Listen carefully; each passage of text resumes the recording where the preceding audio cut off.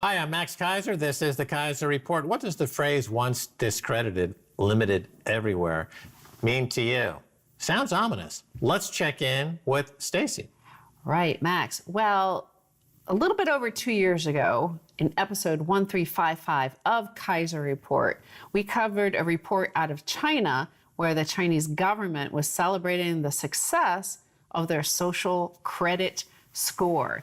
And I'm going to cut to that because it's quite relevant in the past week. Post this Jen Psaki, the White House press secretary, her comments on what the White House is doing in terms of flagging so-called disinformation in the, in the COVID era and on other topics. So let's cut to 2 years ago on Keiser Report. I want to look at a headline out of China and then compare this story from China to our own, corporate-controlled world. So China bans 23 million people from buying travel tickets as part of social credit system. China blocked 23 million, quote, discredited travelers from buying plane or train tickets last year as part of the country's controversial social credit system aimed at improving the behavior of citizens. According to the National Public Credit Information Center's 2018 report, 17.5 million people were banned from buying flights and 5.5 million barred from purchasing high-speed train tickets because of social credit offenses. The report released last week said, quote, once discredited, limited everywhere. China's proud of this. They're publishing it like, they're not trying to hide it. It's not something they're saying like, ooh, these are secret documents released by WikiLeaks. They're the ones actually publicizing it, saying, once discredited, limited everywhere. So, the likes of Rachel Maddow, that sort of person is proclaiming the same thing, but they think theirs is not somehow equivalent to China because these are private networks we're asking to shut down the voices. Also, I think clearly with what we were covering, the Chinese government thought the people would be happy with their report, the work they had done, that they had banned 22 million people from public transport because they were a nuisance and had bad social manners. The same thing, everybody here thinks they're doing a good job. They were, Jen Psaki, who we're going to cut to in a moment, she thinks they're doing a good job. They're just helping everybody. They're saving lives. In terms of the financial markets, to me, it reminds me of the censorship of price signals. And we cover that all the time here, that the censors of price signals are doing it for the greater good. They're doing it to help the poor, they say, to help the working class, to help those with huge amounts of debt. They're destroying the price signal that might otherwise, for example, like bond vigilantes might otherwise say the government can't borrow anymore. So they're just doing it for the greater good, they say. Thus, however, destabilizing the system behind the scenes, whether it's societally in terms of social credit scores or financially and economically in terms of the price signals being censored. Right. They're getting in the way of word signals. Right? So in markets, it's price signals that give you an idea of what the actual market is. In a democratic society with free speech rights, words are spoken freely, and those words that catch attention and result in something that is beneficial to all have a place in the market and the marketplace of ideas. And those words and ideas that don't benefit society as a whole tend to get discredited or weaned out of the conversation, all through the magic of open dialogue, through the magic of free speech. So what the U.S. is saying is that they no longer have the confidence to respect the First Amendment. They're not a confident nation. They see the rise of China, and they've lost all their confidence, and they're going to repeal, effectively, the First Amendment. And it's sad, because I remember America. I remember it was a great place. Well, we've predicted this. This is part of the Thucydides trap. The rising power sets the new template. They set the model. China, this is the Chinese model, and this is that they're doing it for the greater good, they say. Here we have a unique relationship with corporatism and corporations, these giant multinationals. Certainly the Democratic Party, the sort of left-leaning side, feel like some sort of allegiance and similarity to Silicon Valley and the social media tech giants, that they're all, Democrats, for example. So I think that's part of it. But just so in case you haven't seen it, I mean, it was widely circulated, but here's from the White House. The Jen Psaki, the press secretary, what she said when asked about how the White House is fighting COVID disinformation. In terms of actions, Alex, that we have taken, or we're working to take, I should say, from the federal government, we've increased disinformation research and tracking within the Surgeon General's office. We're flagging problematic posts for Facebook that spread disinformation. We're working with doctors and medical professionals to connect to connected medical experts who are popular with their audiences with accurate information and boost trusted content. So we're helping get trusted content out there. Right. So they're flagging for Facebook. I know you mentioned the word corporatism a moment ago, which is a very, very, very nice way to say fascism. And when the government is flagging for Facebook, the veneer of Facebook being a private company is ripped asunder. Yes. Remember, the argument that people made was that, well, Facebook and Google and Apple are private companies and they're guided by their terms of service agreements and they can do whatever they want under the corporate agenda that they have. But Psaki, the press secretary for the White House, has just admitted overt fascism between the U.S. government and one of the largest corporations in the world, multi-hundred-billion-dollar corporation, Facebook.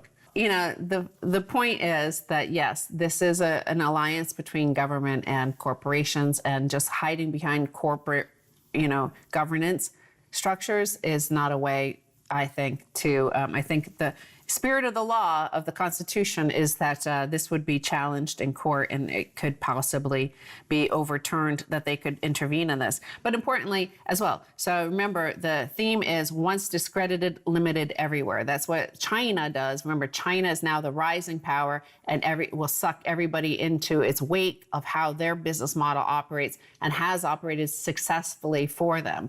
They became the superpower now because of their model, people believe. So, their social credit is once discredited, you're limited everywhere. So we're seeing that with restrictions, travel restrictions currently around the world, but we're seeing that with financial restrictions. We're seeing that with social media restrictions, free speech restrictions. And here's what the White House video shows in terms of what Jen Psaki said regarding whether or not you should be limited everywhere.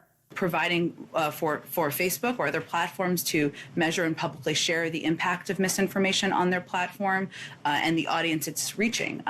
Also with the public, with all of you, to create robust enforcement strategies that bridge their properties and provide transparency about rules. You shouldn't be banned from one platform and not others for providing misinformation out there. All right. Okay, you're banned from one social media platform, then you're banned from all. Says the government. This is the White House spokesperson. It's not Facebook, it's not Twitter. We have seen them practice this. We've seen, it started with WikiLeaks, it went to Alex Jones. They got deplatformed not only from all social media, but from services like Amazon Web Services and PayPal and things like that. Right, and we know that concurrently, we have a rise in the transformation in a basic market, in a basic society, in the housing market, where the housing market is being bought with the help of the Federal Reserve Bank, is assisting another in a conglomeration between BlackRock and the housing market in the federal government and the central bank. The Treasury and central bank. Right. They're making housing completely unaffordable. And they're normalizing people living in little government manufactured huts, okay? Oh, yeah. So the people that are being discredited, okay, there's another term from the old days. For you kids, there was a century before this one. It's called scapegoating. Mm-hmm. Okay? So those people are being scapegoated shoved into little huts. What's missing are the wheels on those little huts. But nevertheless, let's see where this goes. Once discredited, limited everywhere. And yes, I mean, you are right in pointing out that BlackRock, for example, is the private entity. Corporations, private entities could do whatever they want, right? They're allowed to deny you free speech on their platform or on their financial system. That's how the Treasury, the Fed get around the restrictions on what they're allowed to do. They say, here, BlackRock, we'll give you this money and you do that. Like, you buy up all this property and stuff like that. But we also pointed out 2 years ago when we were looking at that social credit score and suggesting it could probably come to America because you were already seeing that. At that time, it was only suggested on MSNBC Nightly that the president, for example, be kicked off Twitter. And lo and behold, that did happen. We were predicting that would happen, that this would come to America.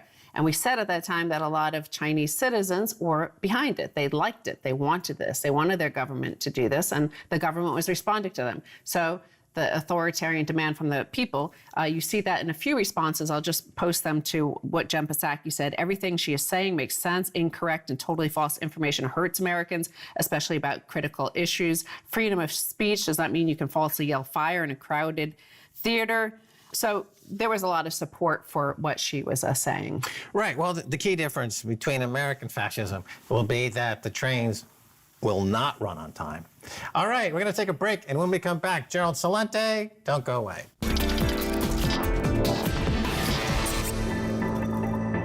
Welcome back to the Keiser Report. I'm Max Keiser. Time now to return to our conversation with the one and only Gerald Celente. Gerald, welcome back. Oh, thanks, Max.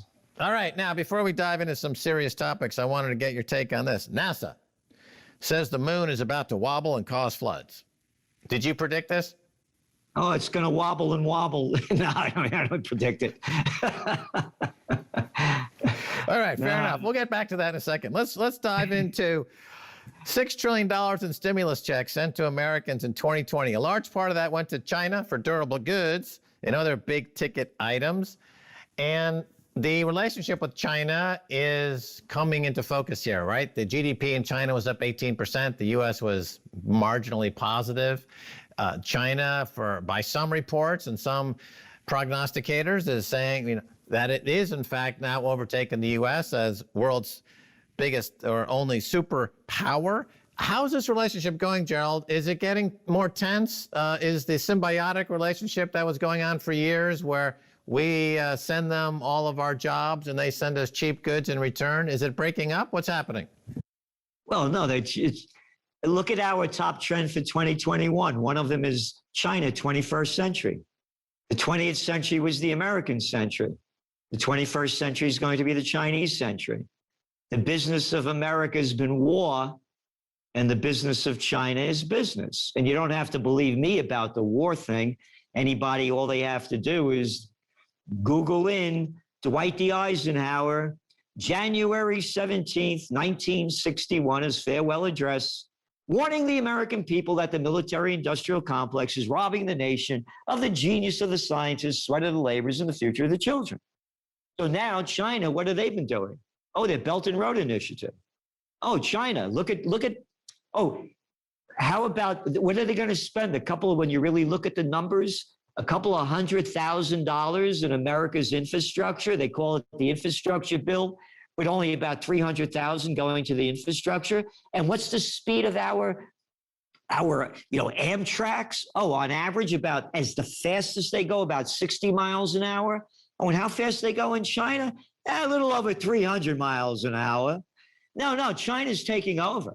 And again, as you mentioned it, thanks to Slick Willie Clinton and Biden and all the rest, the Democrats and the Republicans, they gave them all our high-tech and heavy industry manufacturing skills and needs and designs so they could bring over everything over there.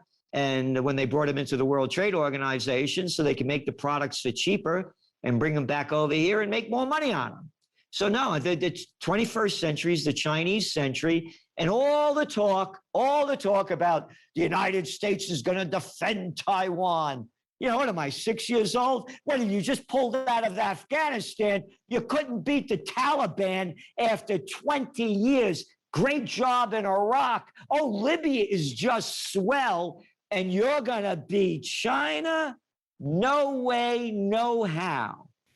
Right. Well, it seems like we've got some turncoats here in America. If I look at Elon Musk, Nike, Hollywood, they're all out there pimping for China. Is that going to be a growing trend, or will they be, called on the carpet, so to speak?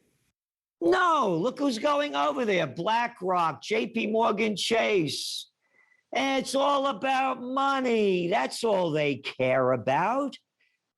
Yeah, they have some technologies. You remember during the previous presidential administration, there was a brouhaha about an app called TikTok, that it was laden with artificial intelligence, that China was using it to control American minds and culture.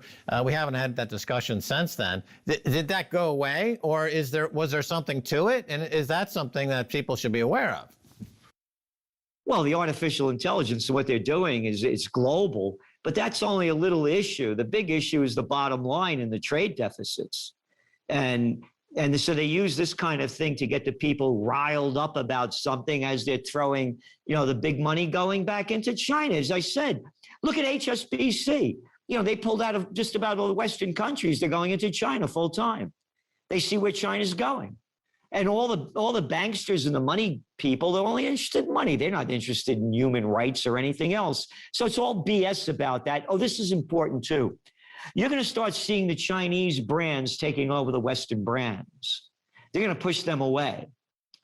And it's already starting to happen. So the Nikes and the others are going to do everything they can to keep having their market share grow in China, but they're going to get a lot of Chinese competition.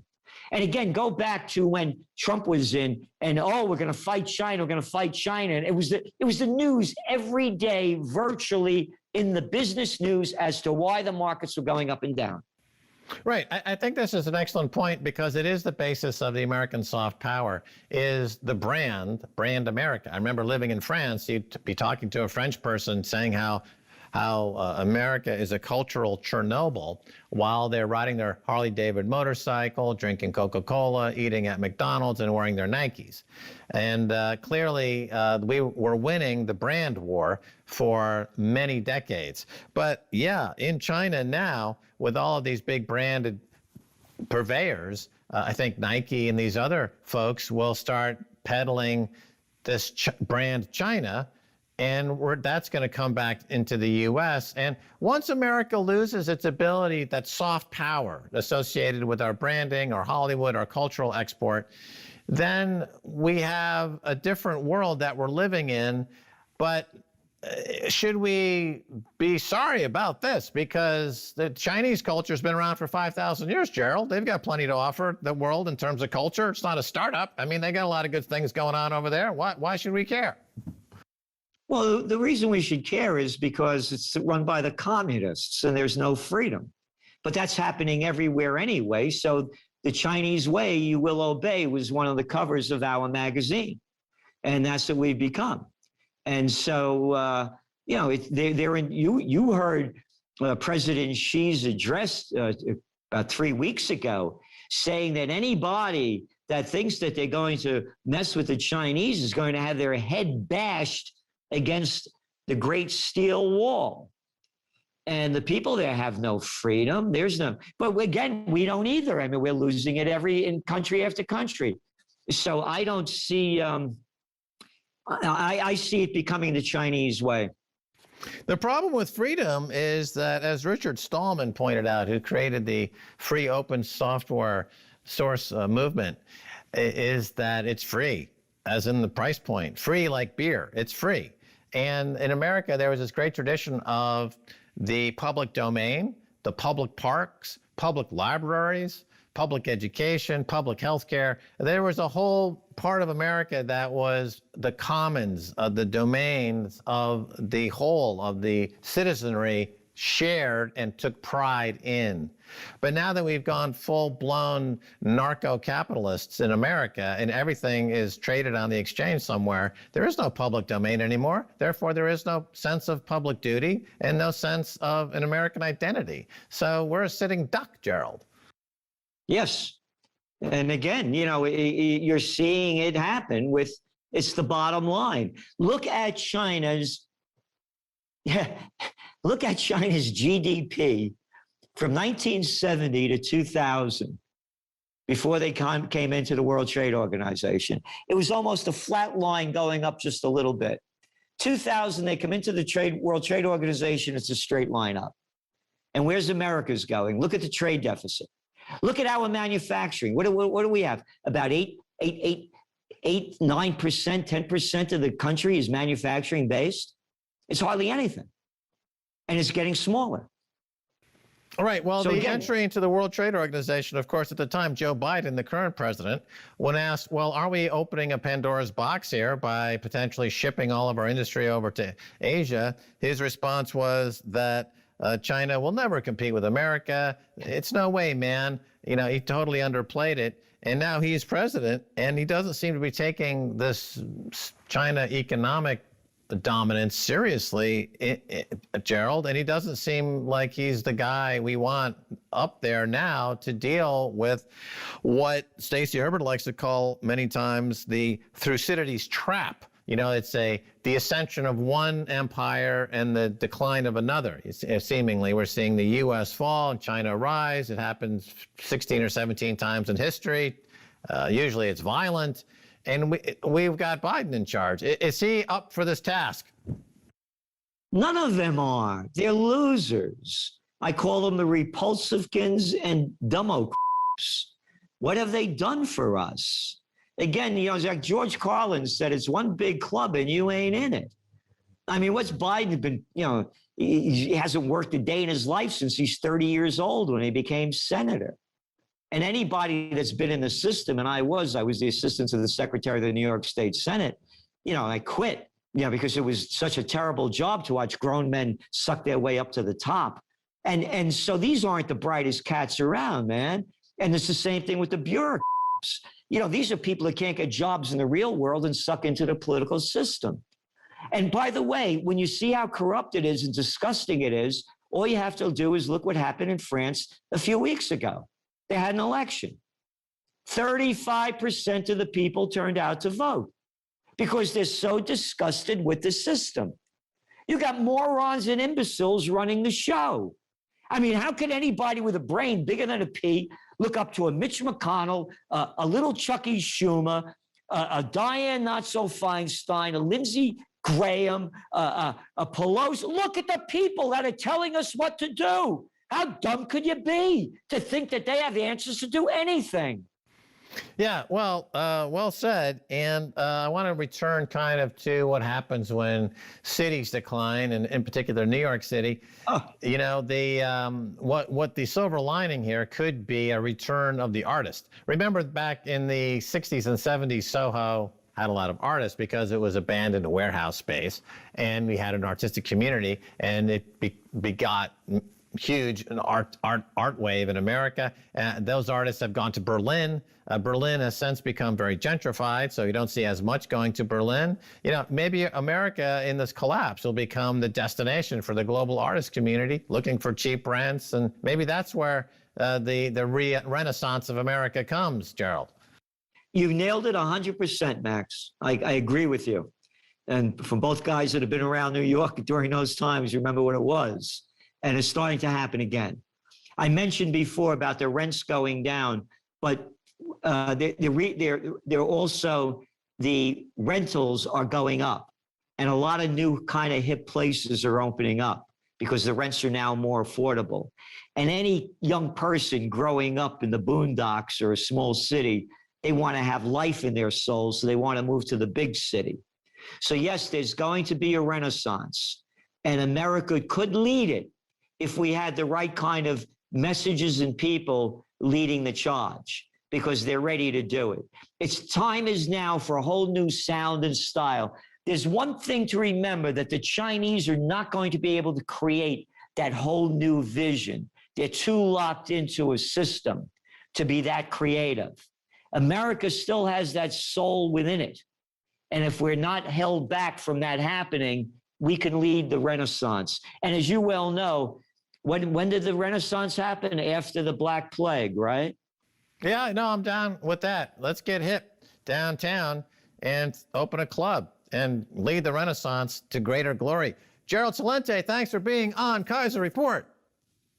And thanks for having me on, Max, and thank you for all that you do. All righty, that's going to do it for this edition of Keiser Report with me, Max Keiser, and Stacey Herbert. I want to thank guest Gerald Celente. Until next time, bye, y'all.